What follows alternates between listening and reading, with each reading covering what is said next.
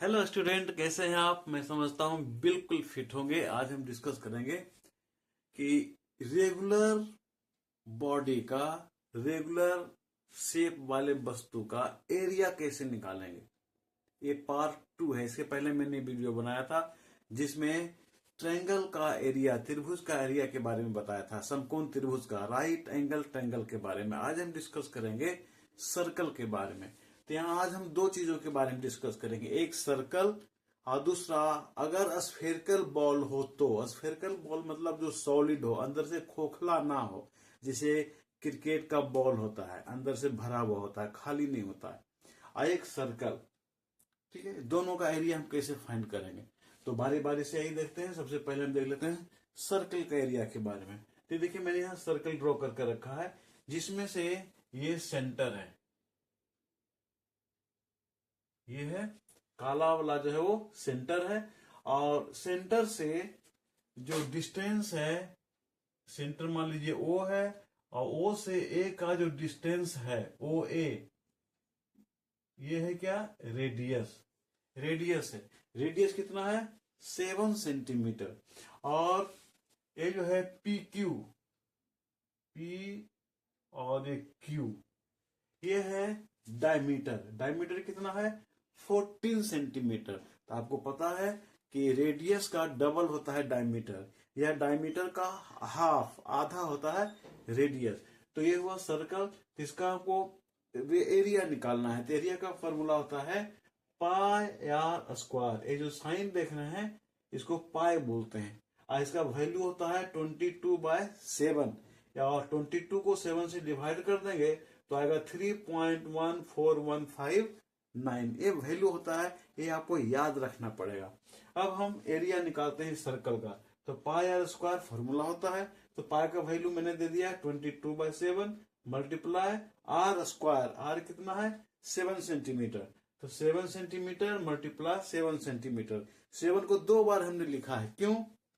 क्योंकि यहाँ are square है। आर स्क्वायर का मतलब होता है आर इंटू आर, यानी आर 2 बार होगा, इसलिए मैंने 2 बार यहाँ लिखा है। अब इसको सोल्व कर दिया, 7 से 7 कैंसिल हो गया, बच गया है ऊपर में क्या? 22 मल्टीप्लाई 7 सेंटीमीटर। और यहाँ 1 सेंटीमीटर है, तो सेंटीमीटर सेंटीमीटर सेंटीमीटर स्क्वायर हो गया। और 22 इंटू 7 154 हो गया, यानी 154 सेंटीमीटर स्क्वायर एरिया हुआ इस सर्कल का। मैं समझता हूं क्लियर हो गया होगा। अब देखते हैं स्फेरिकल बॉल को। देखिए, ये स्फेरिकल बॉल है, इसका रेडियस निकालना थोड़ा सा मुश्किल है। ये हम वीडियो बना चुके हैं इसके पहले। तो इसको हम क्या करेंगे, स्फेरिकल बॉल को टेबल टॉप पे या प्लेन सरफेस पे रख देंगे, और दोनों साइड लकड़ी का वुड रख देंगे, लकड़ी का गुटका रख देंगे, ठीक है। और लकड़ी का एक गुटका है, जो रेड वाला आप देख रहे हैं, लकड़ी का गुटका है जो इस बॉल को टच कर रहा है दोनों साइड से। तो यहां से इस गुटका का जो किनारा है और इस गुटका का जो किनारा है, दोनों के बीच जो डिस्टेंस होगा, दोनों के बीच का जो गैप है ना, ये मान लीजिए अगर हम नाम यहां पर दे देते हैं एम, और यहां नाम देते हैं एन। तो एम और एन के बीच का जो दूरी होगा, डिस्टेंस होगा, वही स्फेरिकल बॉल का डायमीटर होगा। स्फेरिकल बॉल मान लीजिए क्रिकेट का बॉल है जो अंदर से खोखला नहीं होता, भरा हुआ होता है। तो इस बॉल का डायमीटर हमको कितना आया? 14 सेंटीमीटर। अब इसका हम रेडियस निकालेंगे। तो रेडियस कैसे निकालेंगे अभी डिस्कस किया। रेडियस निकालने के लिए क्या करते हैं? डायमीटर का हाफ कर देते हैं। तो यहाँ डायमीटर 14 है, तो इसका भी रेडियस कितना हो जाएगा? 7 सेंटीमीटर। तो स्फेरिकल बॉल का एरिया क्या होता है? Area of a solid sphere equal to होता है 4 पाई आर स्क्वायर, ठीक है। तो एरिया इक्वल टू हो गया 4, पाई का वैल्यू कितना होता है? 22/7 मैंने लिख दिया। आर स्क्वायर, आर कितना होगा इसका? 14 है। डायमीटर, तो एरिया हो जाएगा 7, तो लिख दिया 7 सेंटीमीटर इंटू 7 सेंटीमीटर। 7 7 कैंसिल हो गया, बच गया 4 multiply 22 multiply 7 centimetre square. Multiply करने के बाद आया कितना? 616 सेंटीमीटर स्क्वायर। यही एरिया हो गया किसका? एक सॉलिड स्फीयर का या स्फेरिकल बॉल का।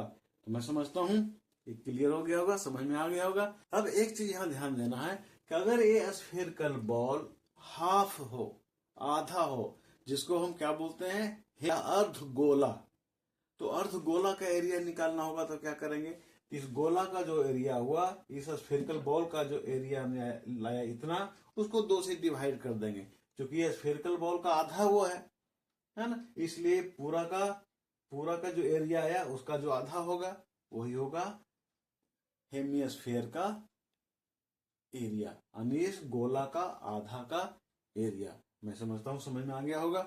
फिर मिलते हैं हम एक नए टॉपिक के साथ, तब तक आप अपना ख्याल रखें।